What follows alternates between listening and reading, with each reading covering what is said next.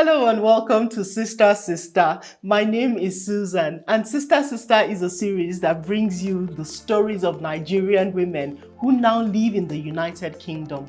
Through candid, intimate conversations, we will get to meet them and hear how they have navigated or are navigating their journeys, balancing cultural heritage with new opportunities and what the future looks like. We will also find out if they are a sister or a sister. Stay with me and you will find out more.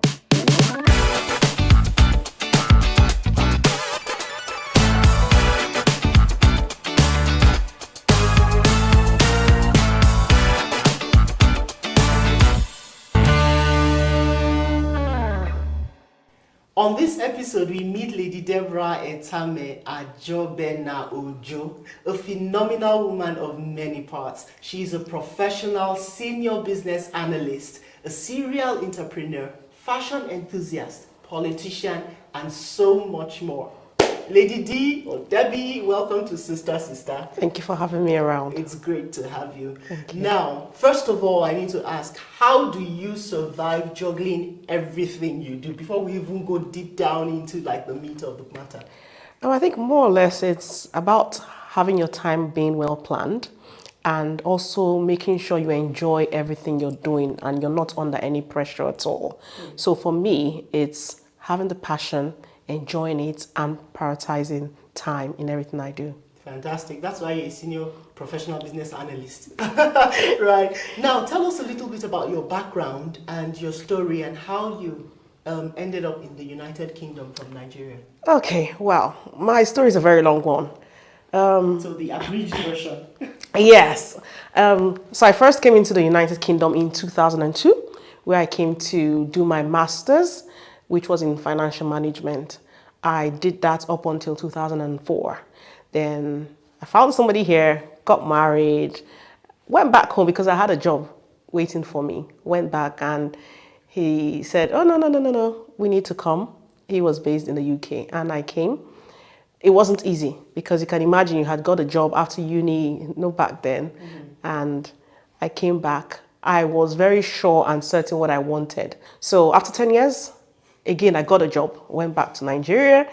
I was there, went into politics, did so many other things, started off my business. And 7 years later, special number, I brought the children back. And it wasn't easy because you can imagine that long gap, how things had changed in the UK, coming to adapt to everything again. It's like starting life all over, and considering that I had already started my business in Nigeria, I had built myself politically, and it was a lot of sacrifice. But we came and we're here. Amazing. I can't wait to hear the story about your political life. But before we do that, tell us a bit about, bringing the children back here. How did you find settling back in here? You had been here, you'd gone back home, you were back now with children. I'm sure the dynamics were completely different. So how did you, manage, the issues around the challenges you faced? It was difficult. Initially, the plan was they were going to be with my sister. So again, having some support.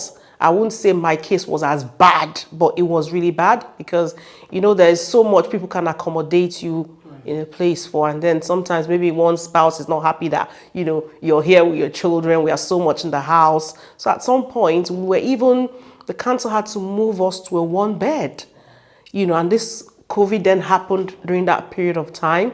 So I was in this one bed with my two children. And we were there. I had to obviously start thinking of what will happen to my business in Nigeria, life here, how to settle the children, because that's another thing when you're moving, especially when you're moving with children, because you have taken them away from perhaps where they've been very comfortable with, and then you're bringing them to an environment they have not been very used to. So settling them was a bit hard. And after a while, like I said, it was during COVID, were given the option of moving to this beautiful city we call Leeds. And it was really nice because it was kind of like a new beginning for myself and the children. And one thing I kept on doing was assuring myself that we'll be fine. Because again, I am a very positive person. I always look out for new things and have that positive mindset. So I think that again kind of helped.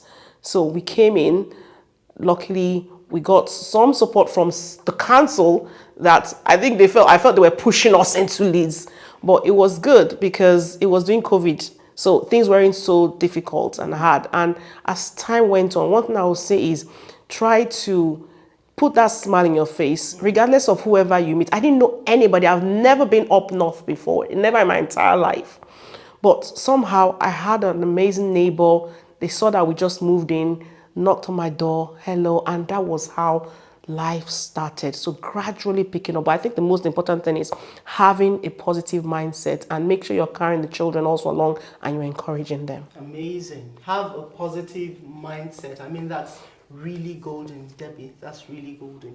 Now, talking about your career, you're a professional business analyst, and then you are a serial entrepreneur. Man, when I see your profile, I'm like, how on earth does this woman have like 48 hours and we have 24? So how do you juggle? Tell us a bit about, your work and then some of the businesses that you do and how you put it all together. Okay, I'll say in my entire life, I have actually started and worked in over 30 businesses and companies in different, I know, right? In different positions and at different locations. So both here in the UK and Nigeria. So currently, I'll just speak about what I'm doing now. So currently, I work as a senior business analyst with one of the top 3 retail companies in the UK. And I also run my business. I get bored easily.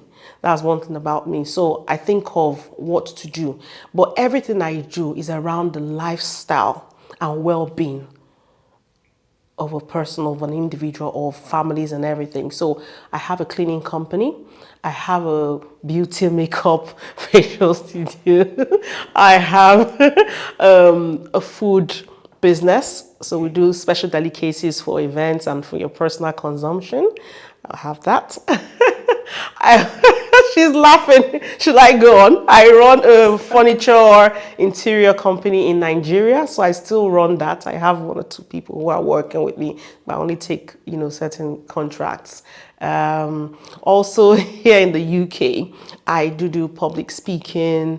I talk to people. I like to encourage women, encourage youths, young girls, motivate them, and I also have an Airbnb business. Oh wow, Debbie, like this is just you one. Like we say, you're doing, you are definitely. It's not easy.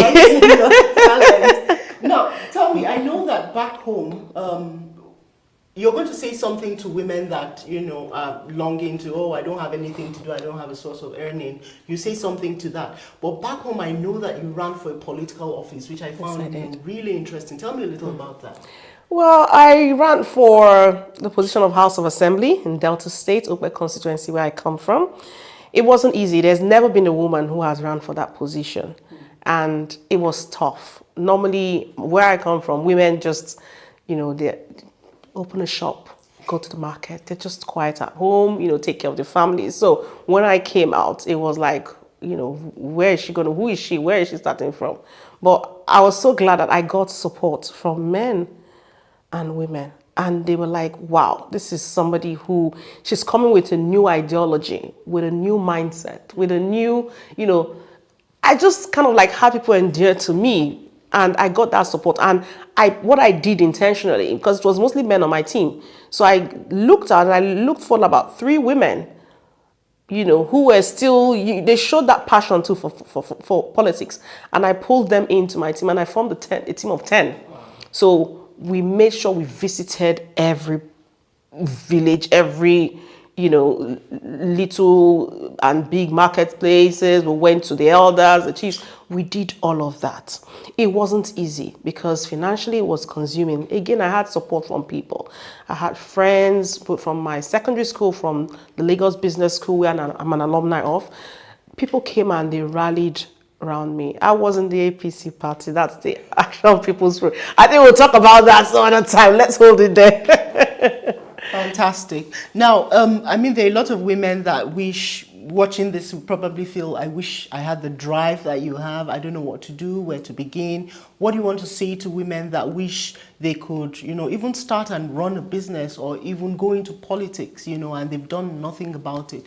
Just say something to a woman out there. Well, I would like to encourage women. The first thing is having a passion for whatever you want to do, and also weigh the cost. When I talk of cost, I'm not only talking about financial, I'm talking of the time cost too, because some of these things could be time consuming. But first of all, start with your passion. What do you enjoy doing? Ask yourself, what do you see yourself putting your time, your effort, your energy into? Start from there. And I always say something, always hold a pen and a paper. Because the truth is, things will be, once you have that passion, things will start dropping in your mind. Exactly. And you're intentional about it. So you need to keep writing. And then pursue it. Never give up. You must be determined. Determination is also key. And also look for people who have been in that place. Have somebody who you can look up to. I have political mentors. I have business, I have spiritual mentors. I have people I look on to, and I can go and meet and have that conversation. Very important. So, and be consistent. There will be challenges. That is what life is about. But one thing again, I always say to myself, I look in the mirror and I say, you can do it. So again, say to yourself, look in that mirror and say, I can do it. This is what I want to do. And surely you will achieve more than what you think you can achieve and be what you can be. Coming from you, I really believe that because, you've proven that, you can do it all, and all. Looking into the future, what's it like for you? Look down the next 5, 10, 15, 20 years, yourself, as a Lady Dee, all your business entities, where do you see yourself down the line in the future? In the future, I see myself encouraging more women, supporting women to be the best of themselves, to get into the political front. I also have an NGO, Winnie Poly, is there to support women who want to get into politics, who want to be involved in nation building. So I see myself developing those aspects. In terms of my business, again, I want to go to the extent of where I'm touching lives and people are feeling that impact whilst I'm making money, because that's very important. But yes, building that business empire and also getting very much involved in nation building and pulling as many women, youths into that, because I think the future really lies with us. Right. So having been in the UK for a number of years now, well over a decade, how do you keep in touch with your Nigerian heritage? So many ways. I read a lot of dailies, even if it's just 10, 15 minutes, I spend the time to read what's happening in the news. I am in over about 20 WhatsApp groups in Nigeria. I have people who I'm very much in touch with. So they are both in the grassroots where I come from, in the cities. So I'm always in contact with them. Social media, which is not always the best. Some people say, but at least it keeps you updated. And I tend to travel. I used to go about 2-3 times in a year. But last year I went just once. So at least I make that travel and I make it long. So I'm going everywhere that I need to be at, making sure that my presence is being felt. And obviously, I'm also involved in the Nigerian community here, which is also a good place to be. Very much in touch with your heritage. Brilliant. So, Debbie, we are going to put you to the test to see how in touch with your roots you are. And we're going to make you tie. Ta-da!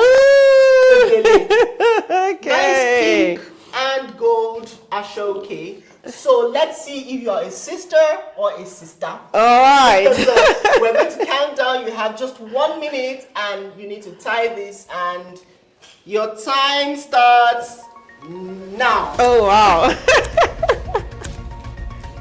Come on, go, go, go.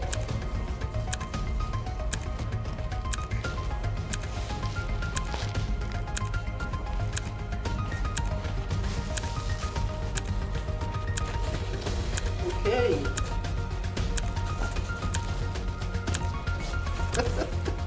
Does this remind you of catching the train from Come on. We can't see what we're doing, but Fine, at least we'll trust the process. That's it. 15 seconds more.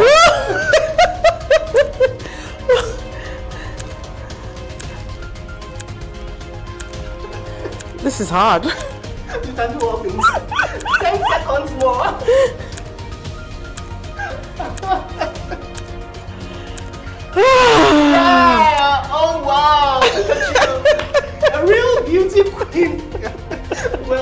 I cannot see what I've done. It's But fine. Trust the process. I can see. And then our viewers will get to judge whether you are a real sister or a sister. sister. It depends. All right, so it's been a lovely time speaking with Lady Dee, who has truly shown us that beyond being a business analyst, a serial entrepreneur, and politician, she is still a sister. So let me know what you think about her gele time skills in the comment section. I hope you have enjoyed this episode of Sister-Sistah. Please like this video, share it, and subscribe for more amazing content. I'll see you again soon with the story of another amazing sister. Until then, stay true.